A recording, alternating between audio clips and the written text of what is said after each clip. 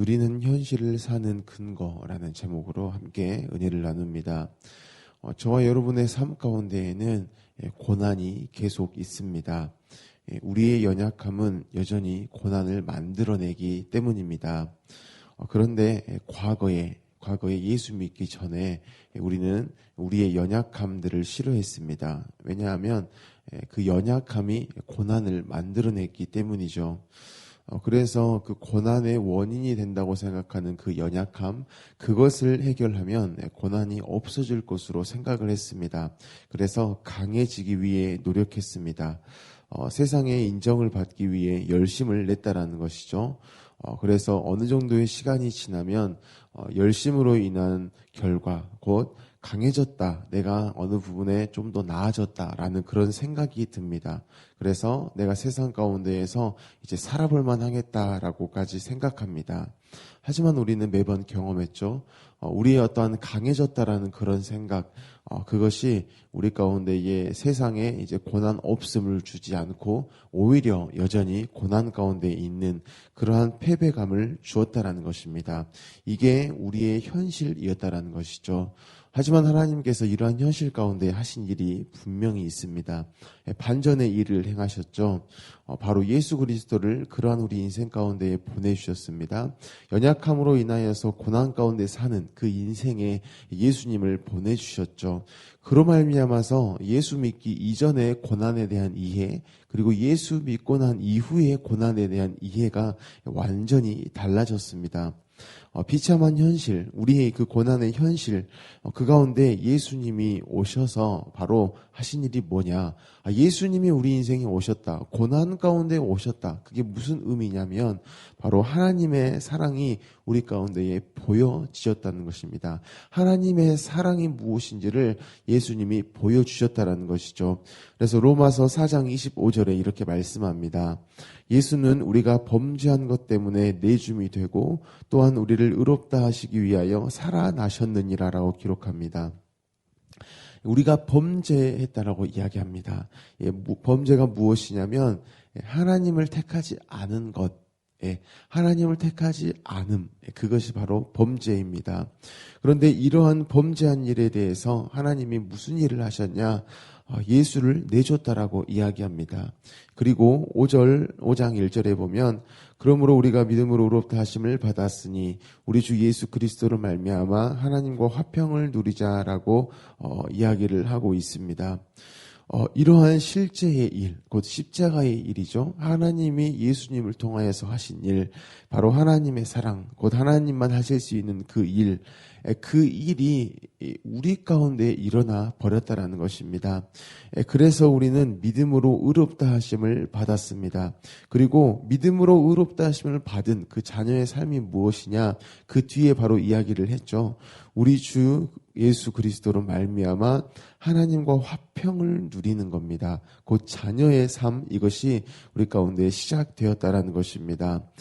그랬기 때문에 이러한 현실이 이미 우리의 현실입니다. 이미 하나님이 해 버리신 일이죠. 그래서 우리에게 있어서의 고난은 과거처럼 될 수가 없습니다. 애쓰고 노력해서 벗어나야 할 일, 하지만 벗어날 수 없다라는 것이었죠. 여전히 그 현실 가운데에서 패배만 맛보는 그런 고난이었는데 이제는 그런 고난이 아니라는 것입니다. 오히려 여전히 연약한 우리여서 고난은 계속 될 것입니다. 하지만 고난은 해결해야 될 어떠한 그런 일이 아니고요. 예수님이 함께 하시는 자리가 되었다라는 것입니다. 그로 말미암아서 결국에는요, 그러한 환난이 소망을 이루게 되어진 것, 이것이 우리의 현실이죠. 고난에서 그냥 애쓰고 아등바등하며 살며 고난을 넘길 인생이 아니라 그 고난에 예수님이 오심으로 말미암아서 하나님이 예수로 함께 하시는 자리가 고난이기 때문에 이제는 오히려 소망을 경험하게 되어질 자리라는 것입니다. 그래서 로마서 5장 3절에 말합니다. 다만 이뿐 아니라 우리가 환난 중에도 즐거워하나니 이는 환난은 인내를, 인내는 연단을, 연단은 소망을 이루는 줄 알미로다 라고 이야기를 합니다. 그런데 5절에서 바로 이렇게 이야기합니다. 소망이 우리를 부끄럽게 하지 아니함은 우리에게 주신 성령으로 말미암아 하나님의 사랑이 우리 마음에 부음받음이니라고 이야기를 합니다. 환난 가운데에서 예수님 때문에 이루어진 그 소망이 우리를 부끄럽게 하지 않는다는 것입니다. 다른 번역을 보니까 우리를 부끄럽게 하지 않는다라는 것을 이렇게 이야기합니다. 우리를 실망시키지 않는다라고 이야기합니다. 그런데 우리를 실망시키지 않는 것, 우리를 부끄럽게 하지 않는 것, 환난 가운데에서도 여전히 즐거워할 수 있고 소망이 되어질 수밖에 없는 그 일이 바로 뒤에 그 이유가 나옵니다. 성령으로 말미암아 하나님의 사랑이 우리 마음에 부은 바 되어져 버렸다라는 것입니다. 이 놀라운 사실이요. 이미 우리 가운데 되어진 일인데 성령으로 말미암아서 그것이 우리 가운데 되어졌다라고 이야기합니다. 성령께서 우리 가운데 하시는 일이 무엇이냐? 우리가 이미 그러한 현실이에요. 하나님의 사랑이 부음바 되어진 현실임을 말씀하신다라는 것입니다. 계속해서 하나님의 사랑이신 예수 그리스도, 그분이 내 안에서 일을 하신다라는 것을 뜻합니다. 그래서 이것을 마음으로 받아들여야 한다라는 것이죠. 계속 되어질 고난 중에서 하나님의 사랑이 이미 내게 부어졌다. 이미 부어졌음을 그 받은 자로서 삶을 살라는 것입니다. 곧 예수님과 함께 사는 인생인 것을 기억하라는 것입니다. 그런데 우리는 이러한 사실, 이미 하나님이 종교를 맺어버린 일이에요. 이미 하나님이 그렇게 하셔버린 일입니다. 그래서 성경을 통하여서 말씀하시고 또 성령이 내 안에서 그 일들을 계속해서 이야기하실 거야 라고도 또 반복해서까지 이야기를 하시는데 이러한 사실을 마음에 받지 못하고 살아갑니다. 그리고는 어떻게 하냐면 이미 사랑을 받은 자인데 사랑을 받으려고 애쓴다라는 것이죠. 혹은 하나님이 나를 사랑하셨다라는 것, 이게 너무나 중요하기 때문에 그것을 이렇게 증명해내기를 원해요. 이미 내가 그 사랑을 받았다라는 것을 증명해내길 원하는데 성경에서 말씀하시는 그 증명의 방법, 그것을 택하지 아니하고요. 오히려 하나님이 나를 사랑하신다라는 것을 나의 어떠한 스스로의 것으로 증명을 한다라는 것입니다. 그 일에 열심을 내는 것이죠. 바로 이미 자녀인데 자녀가 되기 위해서 노력을 한다거나 이미 자녀인데 하나님의 사랑이 충분히 부음바 되어졌는데 자녀의 스스로의 어떠한 것으로 나는 자녀입니다라고 증명하는 그 일에 열심을 낸다라는 것이죠. 열심을 낸다라는 것은 내가 거기에 집중하고 있다라는 겁니다. 내가 사랑을 받았다라는 것을 드러내기 위해 애쓴다라는 것입니다. 그래서 자녀인데도요, 마치 집에서 밥을 얻어먹기 위해서 노력하는 그러한 불쌍한 자녀 같다라는 것입니다. 이미 그의 현실은 아버지가 인정해줘 버린 현실이에요.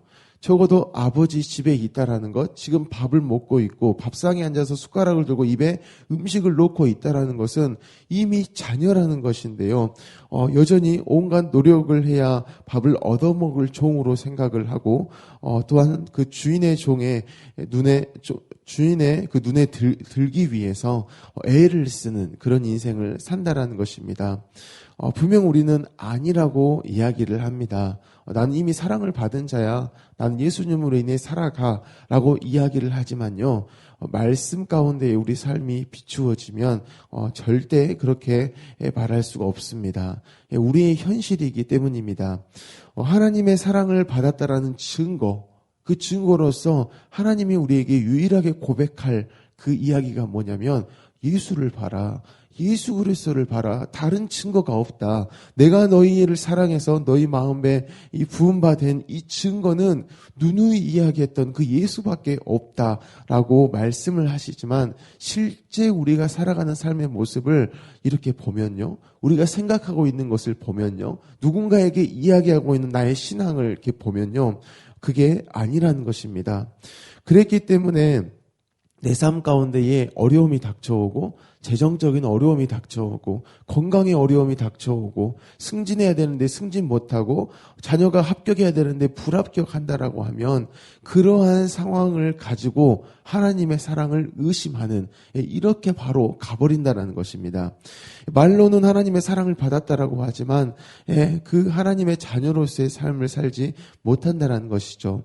그래서 자녀로서의 즐거움, 아버지의 사랑이 부음받아져 버린 사실 그 어떤 것도 우리에게 어려움이 안 될 만큼의 사랑, 예수 그리스도 죽음 가운데서 부활하신 그분이 우리의 실제의 현실임에도 불구하고 우리는 여전히 두려움 가운데 산다라는 것입니다.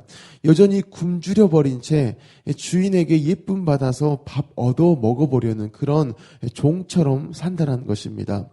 그래서 이러한 생각 가운데 살기 때문에 돈이 좀 생기고 부자가 되고 보는 시험마다 합격하고 그런 기쁜 일만 계속되면은요, 그런 것들을 증거라고 이야기를 합니다. 나는 하나님의 사랑을 입은 자여서 나의 삶이 이래졌어. 부자가 됐어. 시험에 합격이 됐어.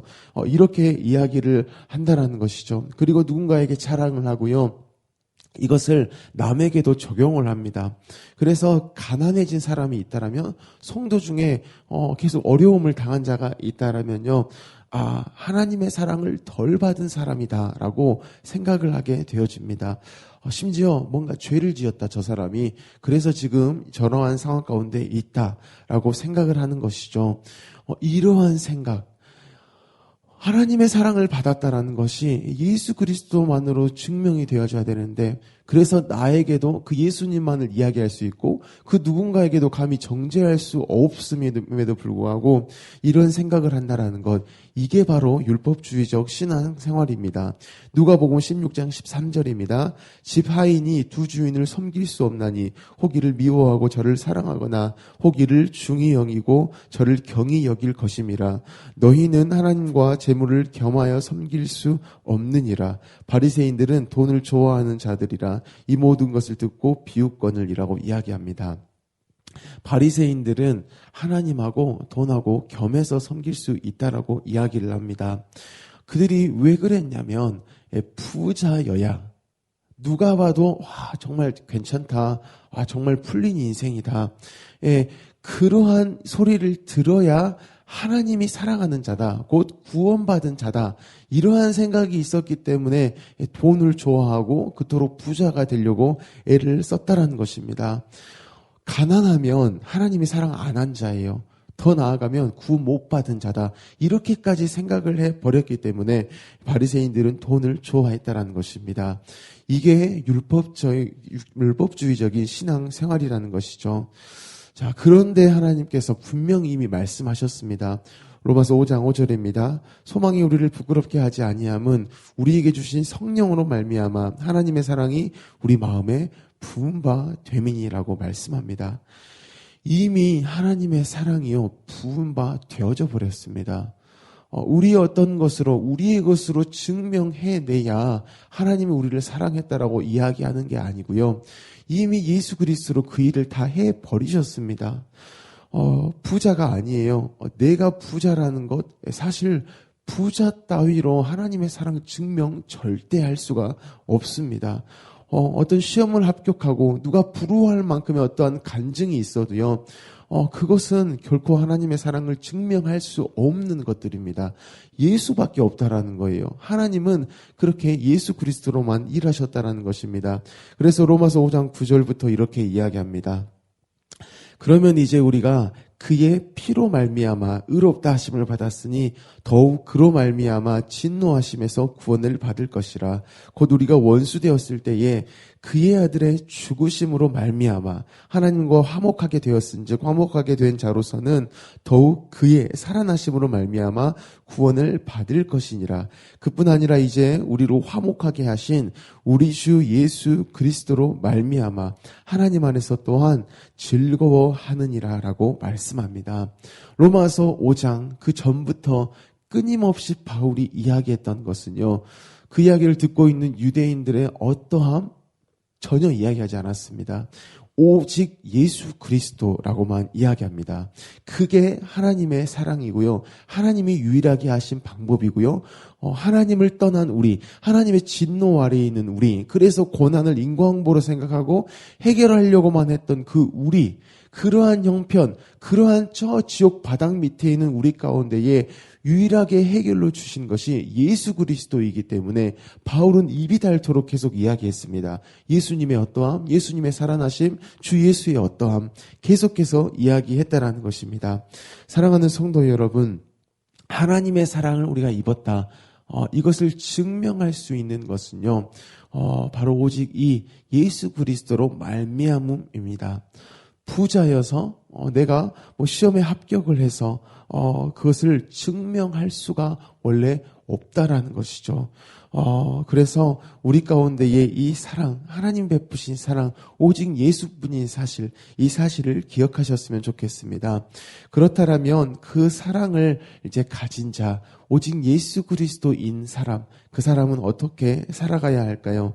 로마서 12장 1절입니다. 그러므로 형제들아, 내가 하나님의 모든 자비하심으로 너희를 권하노니 너희 몸을 하나님이 기뻐하시는 거룩한 산 제물로 드리라. 이는 너희가 드릴 영적 예배니라 라고 말씀합니다. 하나님이 기뻐하시는 거룩한 산 제물로 드리라고 말씀합니다.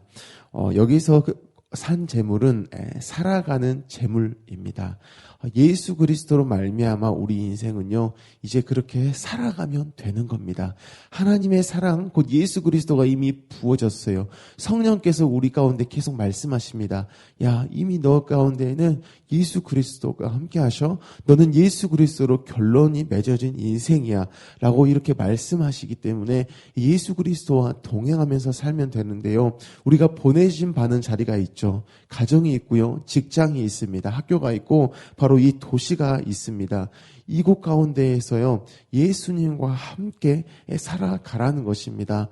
예수 믿는다라고 이야기하지만 그냥 그것을 머리로만 아는 사람처럼 그냥 나 스스로 직장에서 일하면 되고 학교에서 그냥 공부하면 되고 도시에서 그냥 살아가면 되고, 이게 아니고 순간순간 인격이신 그분과 교제하면서 살아가라는 것이죠. 오늘 직장에 나아가신다라면 그 직장에 있을 어떠한 일에 대해서 물어보시라는 것이죠. 내 안에 함께 계시는 그 주님을 계속해서 주님으로 고백하며 어떻게 할까요? 어떻게 일하십니까? 이렇게 실제적으로 물어보시면서 살아가는 것, 그게 바로 살아가는 제물입니다. 그게 예배자의 삶이거든요. 계속해서 우리가 동행하시는 그 예수님께 물어보시면서 그 예수님과 동행하면서, 그래서 누가 봐도 저 사람 지금 예수님하고 함께하고 있구나. 저 사람을 보면 왠지 예수님이 보여. 이렇게 예수님 티내는 인생을 살아가시기를 축복합니다. 이 시간 함께 주신 말씀을 가지고 기도합니다. 하나님, 계속해서 우리 가운데에 말씀하시는 것이 오직 예수 그리스도입니다. 다른 것을 가지고 우리의 신앙을 이해하려고 하고 평가하려고 하고 나의 어떠한 결과로 이야기하려는 것이 아니라 하나님이 우리에게 주시는 결과, 오직 그 예수 그리스도만으로 우리가 이해하고 또한 그 예수 그리스도로만으로 살아가게 하여 주십시오. 특별히 오늘 보내신 그 현장 가운데에서 계속해서 살아가는 제물의 삶, 그 예배자의 삶을 살게 하십시오. 하나님께 묻게 하십시오. 하나님이 무슨 일 하신가에 대해서 묻게 하시고 주시는 마음을 가지고 또 묻고, 그렇게 행하시는 일들을 보면서 오늘 하루를 살아내게 하십시오. 그러한 사랑받은 자, 그러한 자녀의 삶, 오늘 그렇게 살게 하십시오라고 기도하시고, 우리 유치부를 위해서 기도하실 때에 우리 섬기시는 윤덕진 전도사님과 함께하는 우리 교사 순장님들, 늘 성령의 충만함 가운데 아이들을 섬기게 하십시오. 이렇게 기도하시기 바랍니다. 우리 성도님들의 가정과 또한 직장을 위해서 기도하여 주시고, 우리 담임 목사님의 건강과 성령의 충만함을 위해서 목사님의 가정을 위해서 기도하시기 바랍니다. 우리 나라를 위해서 기도해 주십시오. 우리 민족을 위해서, 북한 땅을 위해서, 또한 열방을 위해서 기도하여 주시고요. 우리 광신대학교를 위해서 기도하실 때에 하나님, 이제 기말고사의 막바지에 접어들었습니다.